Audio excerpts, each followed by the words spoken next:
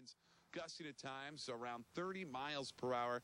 Friday into Saturday, conditions quickly improve. We'll see a nice warm-up ahead over the weekend. All right, back to you in the studio. All right, Paul, thank you very much. 65 years ago today, an event happened that would change not only the course of American history, but the history of the world. The Japanese attacked the naval base at Pearl Harbor in Hawaii, and that thrust America into World War II. On this day especially, it is fitting to look back on that day, and a book entitled Reflections of Pearl Harbor does just that. The author is Kent Richardson, and he is our guest this morning. Kent, great to meet you.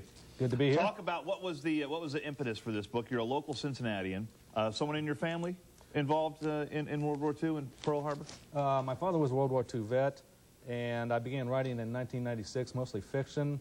And about 1998, I thought what would be my next project. And my parents could always recall where they were at and what they were doing when they heard that Pearl Harbor had been attacked and how that affected them and their family members. So I took on that challenge to record those memories, and I wanted to get them down on paper, as unfortunately we're losing many of those in that generation.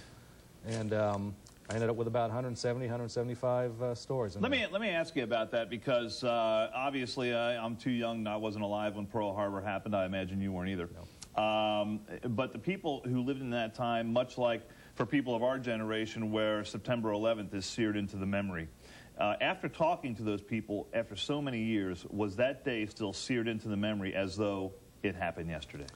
Yeah. In fact, I actually began this project right before 9/11 occurred, and many people told me later on that they didn't want Pearl Harbor Day to be lost amongst the shuffle of 9/11 or the Kennedy assassination or other big events in people's lives. So that made the task all the more satisfying. And the book is interesting because it's a series of vignettes where they're quick little reads, and you can go through the book rather quickly. And not only do you talk to people who were there at Pearl Harbor, but people who were in different parts of the country, different parts of the world, and they talk about how they remember that day and getting the news as it came to them that day. Correct. It cuts across all civilian, military, young, old, rich, poor, men, women, children. Everybody contributed something to the book. All right. Well, it's an interesting book. The book is Reflections of Pearl Harbor, an oral history of December 7th, 1941, a date that will live in infamy. And you can get it online. And I think we just had, there it is, right there, the book signing tonight at 7 o'clock, Joseph Beth Booksellers at the Rookwood Pavilion. And K.D. Richardson, thank you so much for coming in. I appreciate it. Best of luck with the book. Thank you. Still ahead on the Fox 19 Morning News, how you can help needy kids this holiday season just by shopping. And Newcastle has won the state title in football.